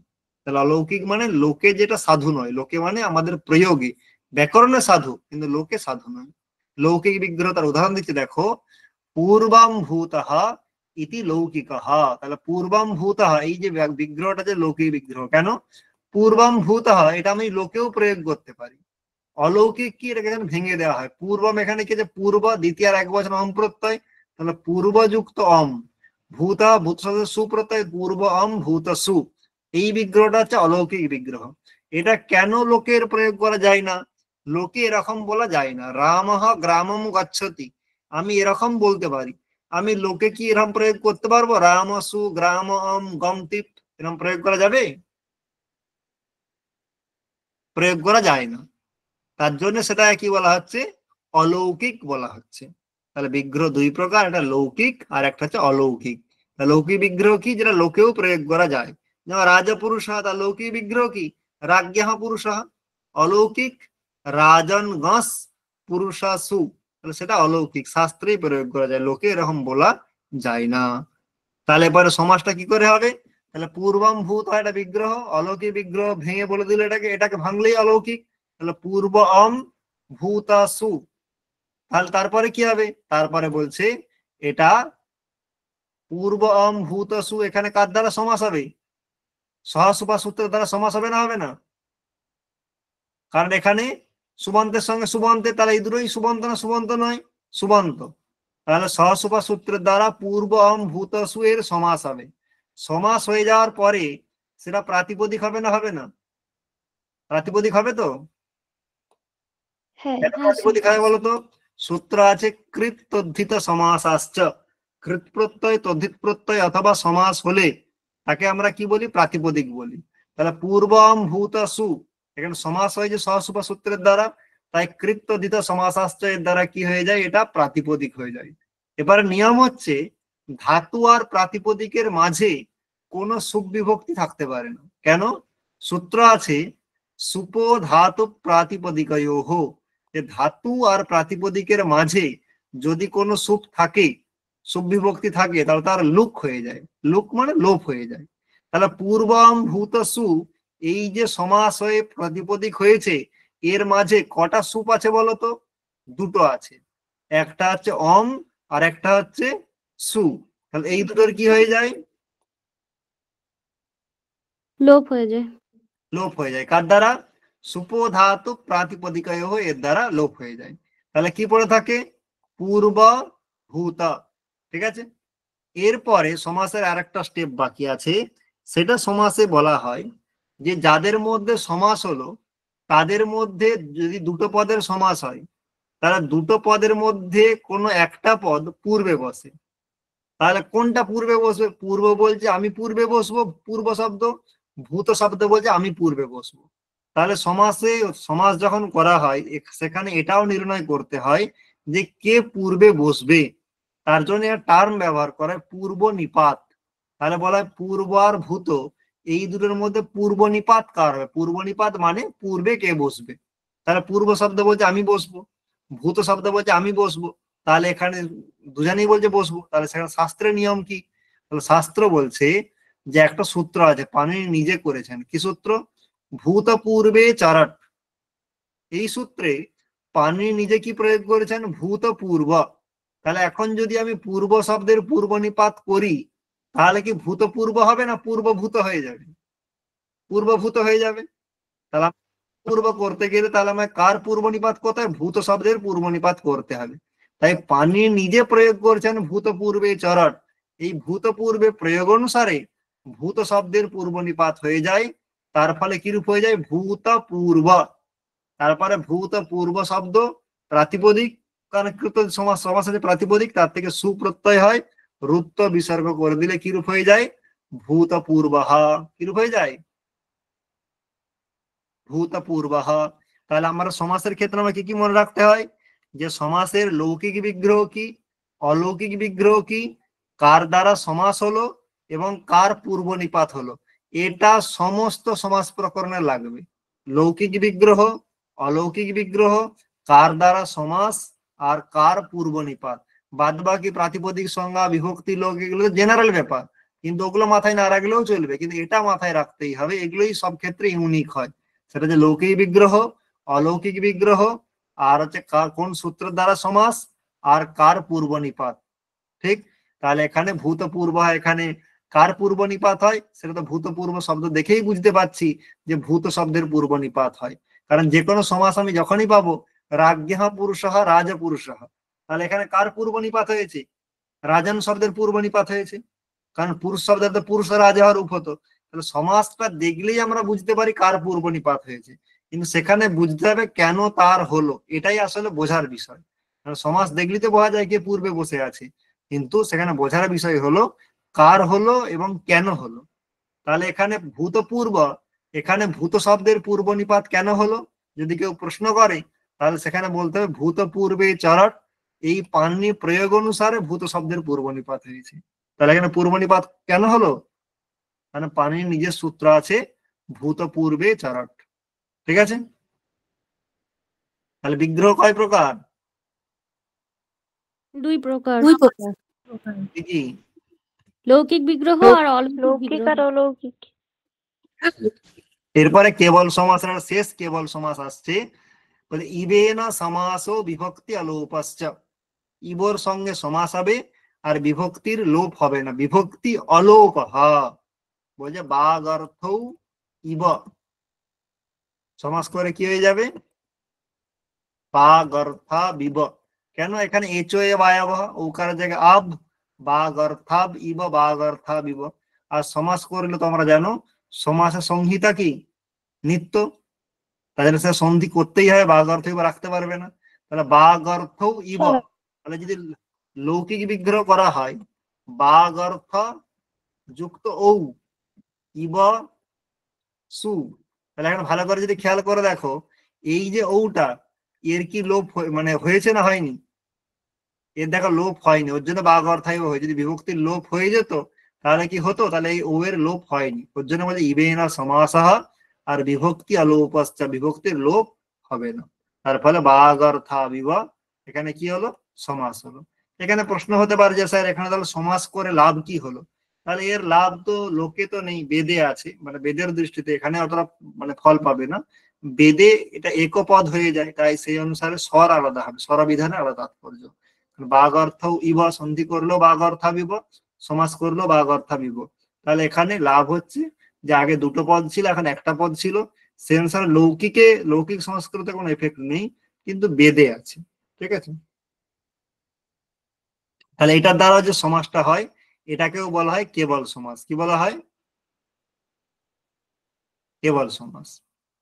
তারপরে আমাদের কেবল সমাস শেষ হয়ে গেল, এরপরে আমরা যে সমাস পড়ছিলাম অব্যয়ীভাব সমাস, তার জন্য একটা অধিকার সূত্র নিয়ে আসছে, অব্যয়ী ভাবঃ। তাহলে এটাও কি সূত্র বলা হলো?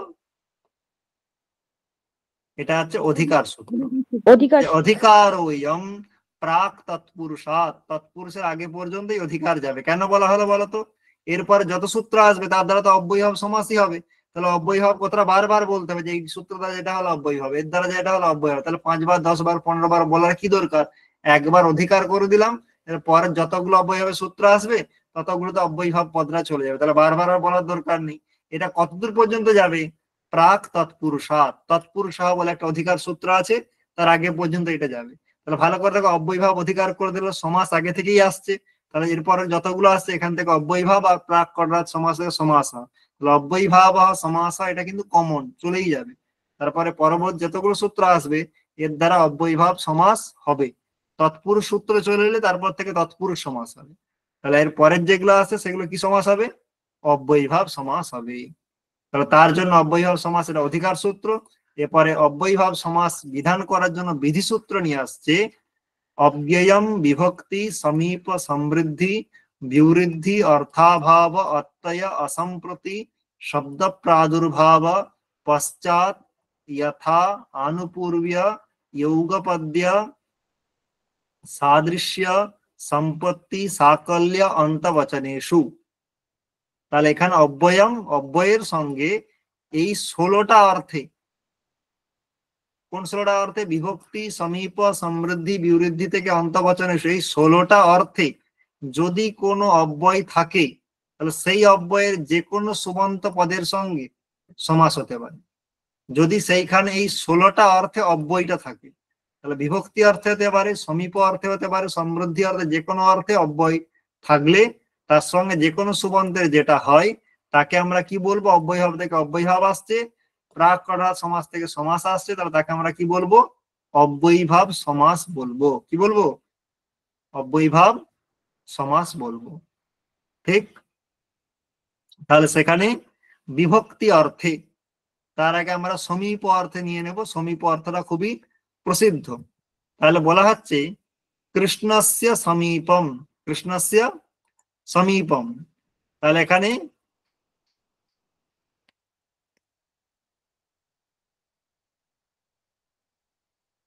কৃষ্ণ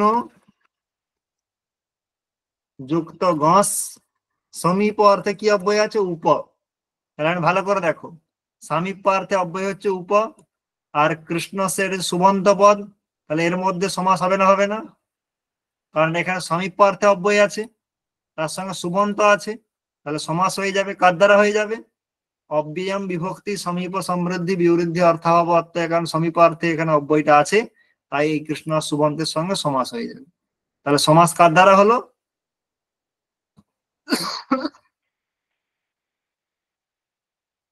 অব্যয়ম বিভক্তি সূত্রের দ্বারা। ঠিক আছে?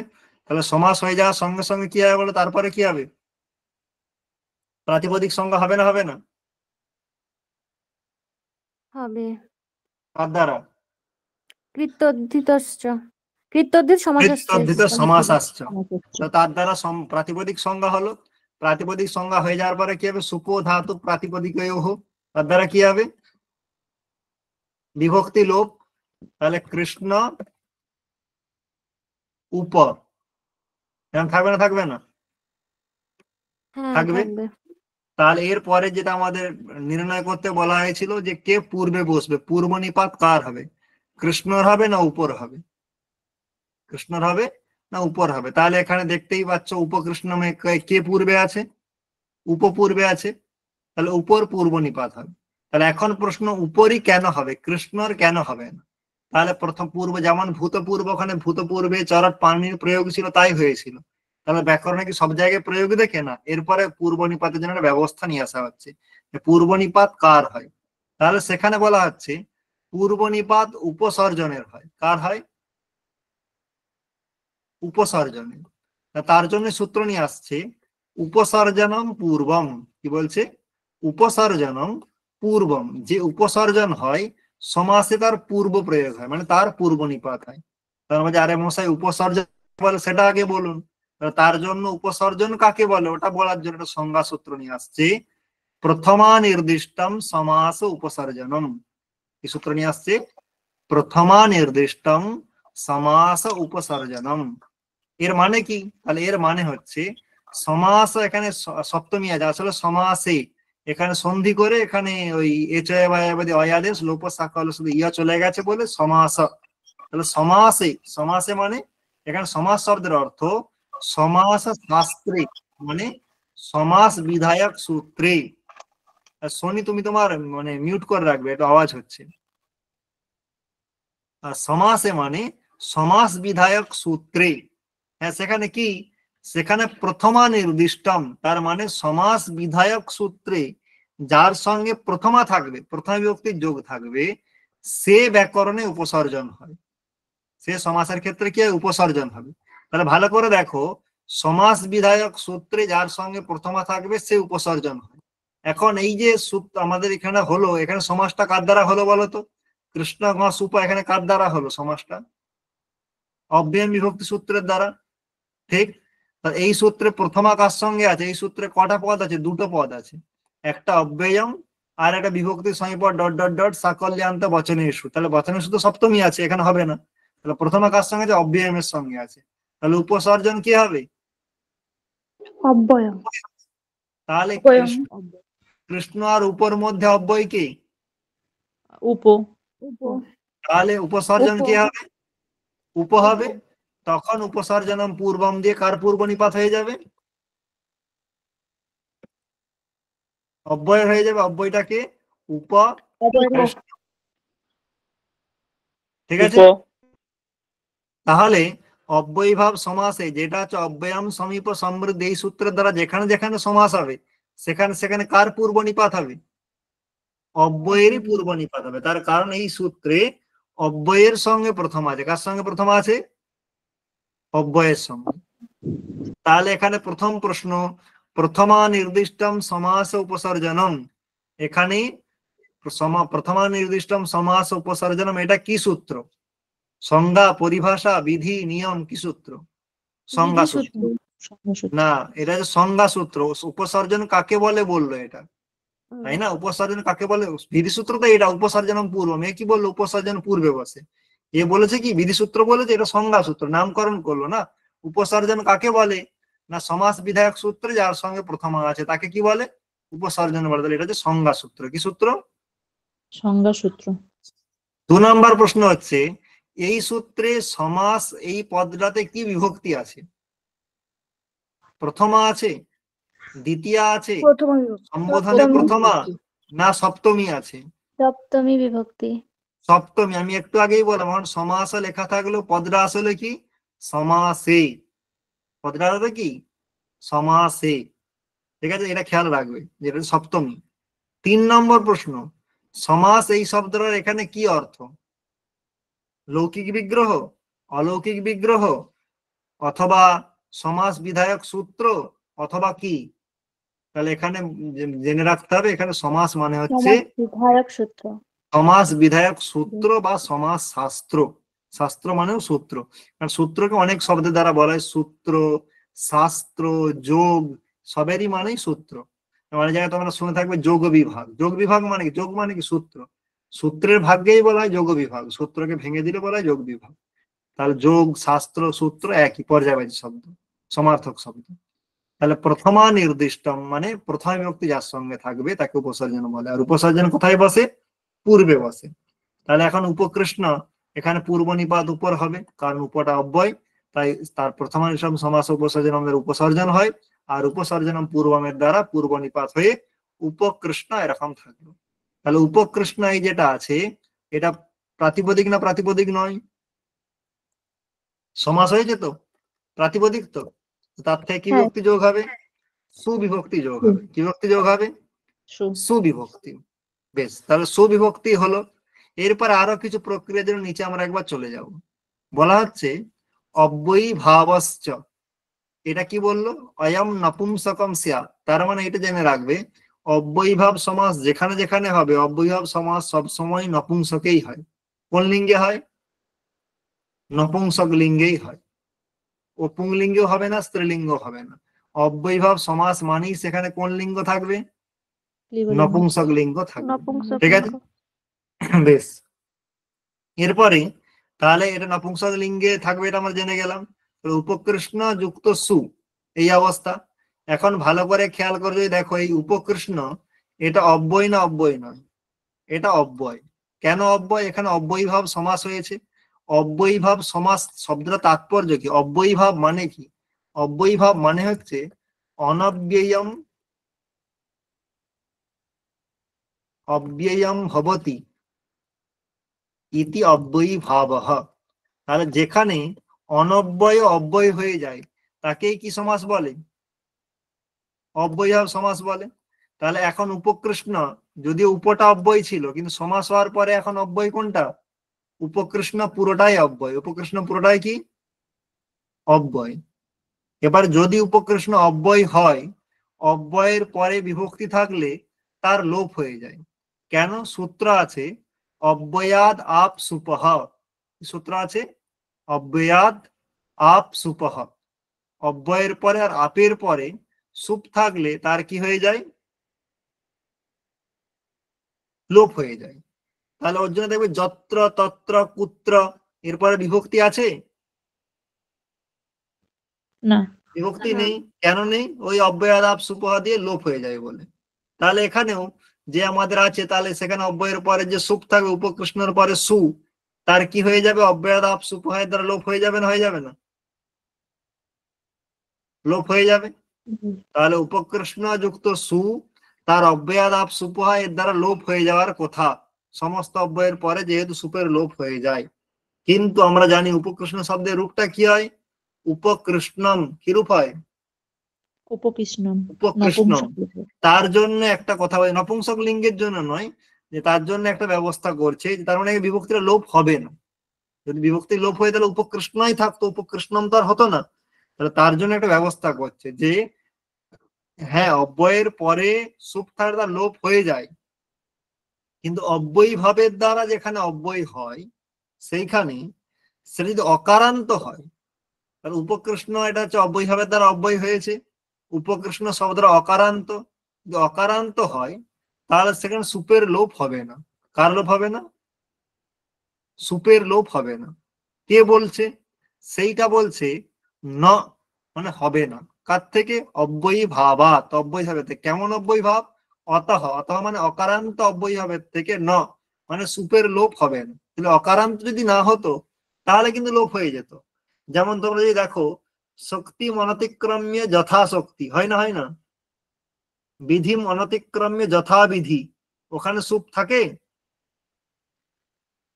না। থাকে না। তার মানে কি ওটা অকারান্ত অব্যয়ী ভাব নয়, তাই ওখানে লোপ হয়ে যায়, তাই ওখানে চলে যায়। কিন্তু বলছে অকারান্ত অব্যয়ী ভাবের ন, মানে অকারান্ত অব্যয়ী ভাব হলে লোপ হবে না। তাহলে উপকৃষ্ণ কি অকারান্ত না অকারান্ত নয়? অকারান্ত। অকারান্ত। তাহলে সেইখানে হলে অকারান্ত হবে তো। না, অব্যয়ী ভাবা তত, অকারান্ত অব্যয়ী ভাব হলে সুপের লোপ হবে না। তাহলে কি হবে? অম। তাহলে বলছে অম হবে। তাহলে কি বলছে? নাব্যয়ী ভাবাত অত অন্তু অপঞ্চম্য ভাঙো ন, ন অব্যয়ী ভাবাত। কেমন? অতঃ, অতঃ মানে অকারান্ত, তাহলে ভাঙলে অতঃ অব্যয়ী ভাবাত ন। এটা যদি সাজিয়ে লিখি, অতঃ মানে অকারান্ত, অব্যয়ী ভাবাত ন, কি নয়? ওই যে পূর্বে যে লোপের কথা বলা হয়েছে, লোপহ ন, লোপ হবে না। তার বদলে কি হবে? তার বদলে বিভক্তি যেটা আছে, সুপ যেটা আছে, সেই সুপের জায়গায় কি হবে? অম হবে। এই যে বলছে অম তু অপঞ্চম্যাহ, অম তু অপঞ্চম্যাহ। তাহলে অপঞ্চমী মানে কি? পঞ্চমী বাদ দিয়ে। কাকে বাদ দিয়ে? পঞ্চমী বাদ দিয়ে। তাহলে পঞ্চমী বাদ দিয়ে সব জায়গায় বিভক্তির জায়গায় সুবিভক্তি জায়গায় কি আদেশ হয়ে যাবে? অম। অম হয়ে যাবে। ঠিক। তাহলে অকারান্ত অব্যয়ভাব হলে তার থেকে তো বিভক্তির লোপ হবে না, এইটা নিশ্চিত প্রথম বাক্যের দ্বারা। দ্বিতীয় বাক্য কি বলছে? পঞ্চমী বাদ দিয়ে সব জায়গায় অম আদেশ হয়ে যাবে। সব জায়গায় কি আদেশ হয়ে যাবে? অম আদেশ হয়ে অম। যাবে। তাহলে এখানে উপকৃষ্ণের পরে সু ছিল না ছিল না? ছিল। তার ছিল। অব্যয়াদ আপ সুপহা দিয়ে কি পাচ্ছিল? লোপ পাচ্ছিল। উপকৃষ্ণম। হুম। অব্যয়াদ আপ সুপহার দ্বারা লোপ পাচ্ছিল, তাকে বাদ করলো কে? নাব্যয়ী ভাবাত অত অম তু অপঞ্চম্যাহ। এর দ্বারা কি হলো? সুয়ের জায়গায় কি আদেশ হবে? অম আদেশ হবে। আমাদের তারপর অমি পূর্বহ বলে একটা সূত্র আছে, যে অম পরে থাকলে পূর্ব রূপ হয়। তাহলে উপকৃষ্ণ, তাহলে পূর্বরূপ মানে কি? যাদের মধ্যে, তাদের মধ্যে পূর্ব উপকৃষ্ণের অমের তার দুটোর মধ্যে পূর্বে হলে এই অটা, তাহলে ম চলে উপকৃষ্ণম দিয়ে রূপটা কি হয়ে যায়? উপকৃষ্ণম। তাহলে এখন পঞ্চমী বাদ দিয়ে সব জায়গায় মানে অমাদেশ হয়। তার মানে প্রথমার এক বচনে উপকৃষ্ণম, প্রথমার দ্বিবচনে উপকৃষ্ণম, প্রথমার বহু বচনে উপকৃষ্ণম, দ্বিতীয়তেও তাই, তৃতীয়তেও তাই, চতুর্থীতেও তাই, উপকৃষ্ণম উপকৃষ্ণ উপকৃষ্ণম। পঞ্চমীতে কি বলেছে? অমাদেশ হবে? না। না। তাহলে পঞ্চমীতে কেমন না। রূপ হবে? তাহলে ফল শব্দের পঞ্চমীতে কেমন রূপ হয়? ফলাৎ, উপকৃষ্ণাৎ। ফলাভ্যাম, ফলেভ্যঃ। তাহলে কি রূপ হয়? উপকৃষ্ণাৎ, উপকৃষ্ণাভ্যাম, উপকৃষ্ণেভ্য। উপকৃষ্ণেভ্যঃ। ঠিক তো? ঠিক। তারপরে তাহলে নাব্বই ভাবা তন্ত পঞ্চম্যাহ। আরেকটা এখানে বলেছে তৃতীয়া সপ্তম্যুর বহুলম। কি বলেছে? তৃতীয়া সপ্তম্যুর বহুলম। বহুলম মানে বিকল্পে। তৃতীয়া আর সপ্তমীর ক্ষেত্রে বিকল্পে হবে অমাদেশটা। কোনটা বিকল্পে হবে? অমাদেশটা। তাহলে তৃতীয়াতে কেমন রূপ হয়? উপকৃষ্ণ, উপকৃষ্ণ, উপকৃষ্ণম, এরকমও রূপ হয়। আবার বিকল্পে কি রূপ হবে? উপকৃষ্ণেন, উপকৃষ্ণেন উপকৃষ্ণাভ্যাম উপকৃষ্ণাভ্যাম, উপকৃষ্ণ হ্যাঁ, উপকৃষ্ণৈঃ। কি হবে? ফলেন, ফলাভ্যাম, ফলৈঃ। এটা বিকল্প হয়। এটা কিসে হয়? পঞ্চমীতে উপকৃষ্ণাৎ, এটাই হবে। সপ্তমীতেও বিকল্পে, তাই উপকৃষ্ণ, উপকৃষ্ণ, উপকৃষ্ণ এরকমও হবে। আবার বিকল্পে কি হবে? উপকৃষ্ণে উপকৃষ্ণে, তারপরে উপকৃষ্ণ উপকৃষ্ণয়োঃ আর উপকৃষ্ণেষু। হবে না? হবে না? হ্যাঁ হবে। তাহলে এটা কার দ্বারা হলো? তৃতীয়া সপ্তমের বহুলম দিয়ে বিকল্পে অমাদেশ। তাই তৃতীয় শব্দ যেমন রূপ হয় তেমন হবে। আর পঞ্চমীতে তো বিকল্পে কেন কোনোভাবেই অম হবে না, পঞ্চমীর মতোই রূপ হবে, নপুংসক লিঙ্গের পঞ্চমীতে যেমন হয়।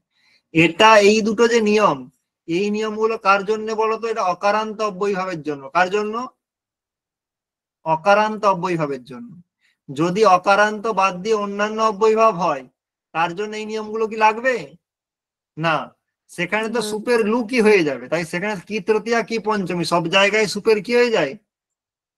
লুক হয়ে যায়। যথাশক্তি সে প্রথমাতেও যা, সপ্তমীতেও যা, পঞ্চমীতেও যা। কারণ তার কাছে অমের গল্পের জন্যই এতগুলো গল্প বললো। অকারান্ত হলে সেখানে অমাদেশ হবে পঞ্চমী বাদ দিয়ে, আর তৃতীয়া সপ্তমীতে আবার বিকল্পে হবে ফলের মতো রূপ। তাহলে বাদ বাকি জায়গায় অম অম অম এরকম হবে। ঠিক আছে? তাহলে আমরা উপকৃষ্ণটা বুঝে গেলাম। তাহলে আমরা সেই রকমই একটা রূপ নিয়ে নিই। সমৃদ্ধি অর্থে অব্যয় যে মদ্রানাম সমৃদ্ধি সুমদ্রম। তাহলে এখানে বিগ্রহ করি। মদ্র আম সু। সমৃদ্ধি অর্থে অব্যয় কি সু না সু নয়? তাহলে এখানে অব্যয়ম বিভক্তি এর দ্বারা সমাস হবে না? হবে না? সমৃদ্ধি অর্থে সমাস হ্যাঁ, হবে, প্রাতিপদিক সংজ্ঞা হবে, সুপধাতু প্রাতিপদিকে বিভক্তি লোপ হবে, হয়ে যাবে। তারপরে প্রথমানির্দিষ্টম সমাস উপসর্জনম দিয়ে অব্যয়ের উপসর্জন সংজ্ঞা, উপসর্জনম পূর্বম দিয়ে পূর্বরূপ, সুমদ্র প্রাতিপদিক হওয়ার জন্য সুপ্রত্যয়। ঠিক তো? এরপরে সুয়ের অব্যয়াদাপ সুপদে লোপ পাচ্ছিল, কিন্তু লোপ হবে হবে না অকারান্ত হওয়ার জন্য। নাব্যই ভাবাত অন্ত পঞ্চম্যাদে নিষেধ হয়ে ওর জায়গায় অমাদেশ হবে সুমদ্রযুক্ত অম। অমি পূর্বদে পূর্বরূপ করলে সুমদ্রম। এবারে সবগুলোতেই সুমদ্রম সুমদ্রম হবে। পঞ্চমীতে তো সুমদ্রাত সুমদ্রাভ্যাম হবে।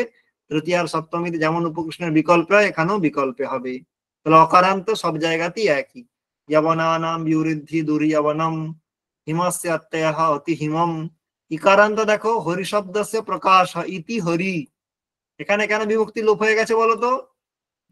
ইকারান্ত বলে। বিষ্ণু পশ্চাৎ, পশ্চাৎ অর্থে অব্যয় অনু বিষ্ণু। এখানে বিভক্তি লোপ হয়েছে। কেন হয়েছে? এটা অকারান্ত নয় বলে। কি নয় বলে? অকারান্ত নয়। অকারান্ত নয় বলে। ঠিক। এবারে প্রথমের আমরা যেটা বিভক্তি অর্থে ছিল অধিহরি, তার বিগ্রহ কি হয়? হরৌ। কি বিগ্রহ হয়? হরৌ। তাহলে হরি শব্দ থেকে যে সপ্তমী আছে, সেই সপ্তমী অর্থে অব্যয় কি? অধি। তার ফলে রূপ হয়ে যায় অধিহরি। তেমনি আত্মনি। আত্মনি এখানে কি বিভক্তি আছে? সপ্তমী। তাহলে আত্মন নি অধি। ঠিক। তাহলে এখানে প্রক্রিয়া করে লোপ হয়ে কি রূপ হয়ে যাবে? অধি আত্মনি। অধ্যাত্মম। কি রূপ হবে? অধ্যাত্মম। এই অধ্যাত্মমের বিগ্রহ হচ্ছে আত্মনি। অনেক বইতে তোমরা পাবে আত্মানাম অধিকৃত্য, আত্মানাম অধি, সবগুলোই ভুল বিগ্রহ। এর বিগ্রহ হচ্ছে আত্মনি, এটাই বিগ্রহ। একটা পদ দিয়ে একমাত্র বিগ্রহ হয় অব্যয়ভাব সমাসের বিভক্তি অর্থে যে সমাসটা, এই বিভক্তি যে আত্মনি সপ্তমী আছে, এই সপ্তমী বিভক্তি অর্থেই সমাসটা হচ্ছে। তাই এর সঙ্গে আর অন্য কোনো কিছু থাকবে না। আত্মানাম অধি, আত্মানাম অধিকৃত, এগুলো সব ভুলভাল বিগ্রহ। কোনো বইয়ে দেওয়া থাকলেও বই কেটে দেবে। আমি এই কারণেই বলছি, পানিয়ামেও দেখবে তোমার এইরকম ভুল দেওয়া আছে, কারণ সেখানে দুটো একটা জায়গায় ভুল থাকতে পারে।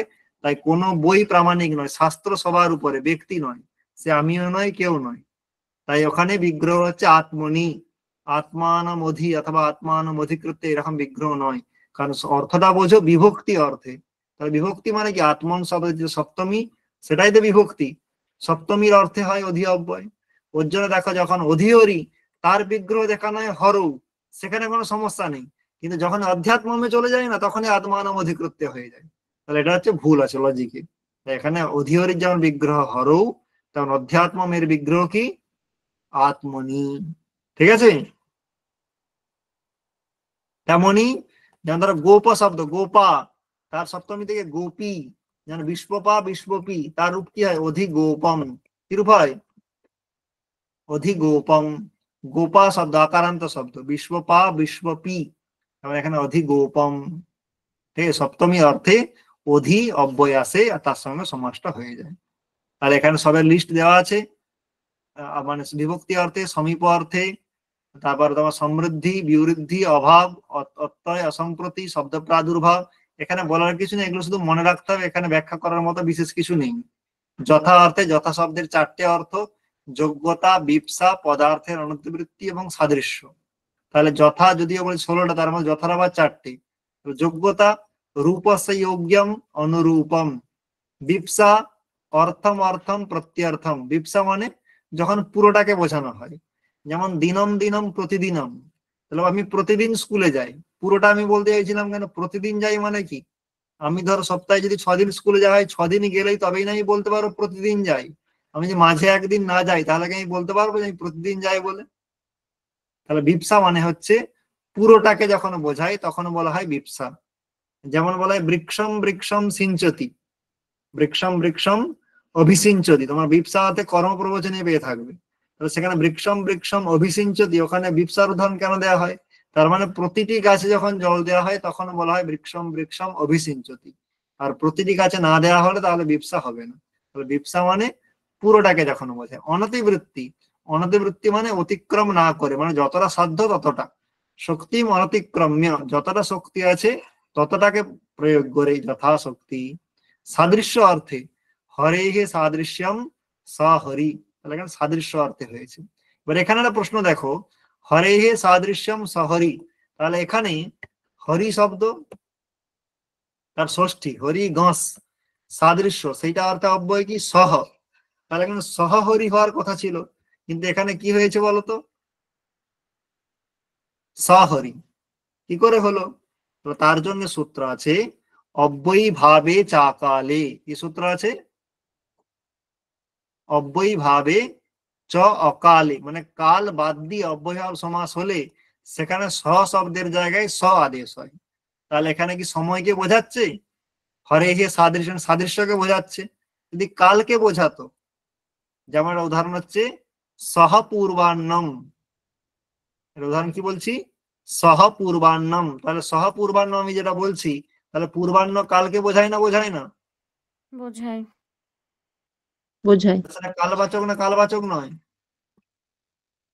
তার জন্য এখানে দেখো সহ সহই আছে, বাদ বাকি জায়গায় অব্যয় হবে, যত জায়গায় সহ ছিল সব জায়গায় সহ জায়গায় স হয়েছে। ওর জন্য দেখো এই যে সমাপ্তি অর্থে অগ্নিগ্রন্থ সাগ্নি, এখানে সহাগ্নি কিন্তু হয়নি, সহতৃণম নয় সতৃণম, সক্ষত্রম সখী সচক্রম, এগুলো সবগুলোতে সহ অব্যয় আছে। আর সব জায়গাতে অব্যয়ী ভাবে চাকালে ওই সূত্রের দ্বারা সহজ জায়গায় কি আদেশ হয়ে গেছে, স স্বদেশ। আদেশ হয়েছে। তাহলে যদি বলা হয় স শব্দের জায়গায় স আদেশ কোন সূত্রের দ্বারা হয়, অব্যয়ী ভাবে চাকালে। ঠিক। যদি বলা হয় উপসর্জন সংজ্ঞা কার দ্বারা হয়, প্রথমা প্রথমা প্রথমা নির্দিষ্টম নির্দিষ্টম সমাস উপসর্জনম। উপসর্জনম। উপসর্জনের পূর্ব নিপাত কোন সূত্রের দ্বারা হয়, উপসর্জনম পূর্বম, সর্জনম পূর্বম। উপসর্জনম। ঠিক। তাহলে এখানে আমাদের যেগুলো ছিল আমরা মোটামুটি সব দেখলাম।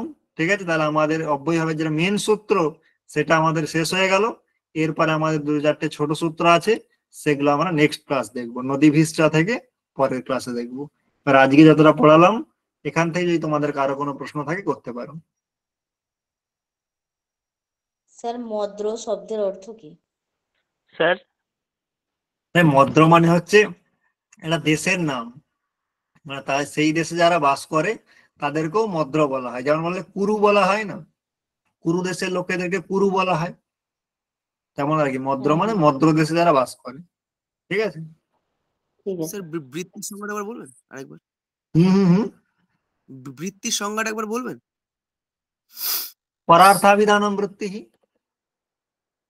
বাংলাটা বলেছে, পরের বাংলাটা। অর্থ, পরের অর্থ যে বলে তাকেই বৃত্তি বলে। পরের বলতে যার প্রয়োগ নেই তার অর্থও যে বলে তাকে বৃত্তি বলে।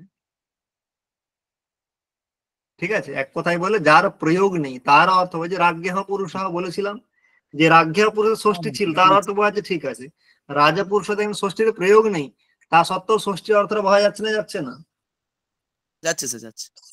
তার জন্য সেটাকে বৃত্তি বলছি। বুঝেছি। স্যার সামর্থ্য শব্দের অর্থ আর কি? কারো কিছু প্রশ্ন? হ্যাঁ, যার সামর্থ্য আছে তাকেই সমর্থ, নরম, যার সামর্থ্য আছে তাকেই সমর্থ বলে। বলেন যে সমর্থ ব্যক্তি, সমর্থ মানে কি যার সামর্থ্য আছে। সামর্থ্য কি, সেইখানে তো আসছে যে দু প্রকার সামর্থ্য, যে একটা ব্যাপেক্ষা সামর্থ্য আর একটা একার্থিভাব সামর্থ্য। ঠিক আছে। আচ্ছা, কৃষ্ণ সর্বটা একসঙ্গে তো? কৃষ্ণ সর্বপরে বিসর্গ হলে সেটা একাধিক হচ্ছে, তাই তো? কেউটে সাহেব যেটা। হ্যাঁ, সেটা সমস্তটাই হচ্ছে কৃষ্ণ সর্প। সেটা মাঝে বিভক্তি থাকলে তো ভেঙে যাবে, মাঝে থাকবে না, শেষেই থাকবে। স্যার শোনা যাচ্ছে? হুম।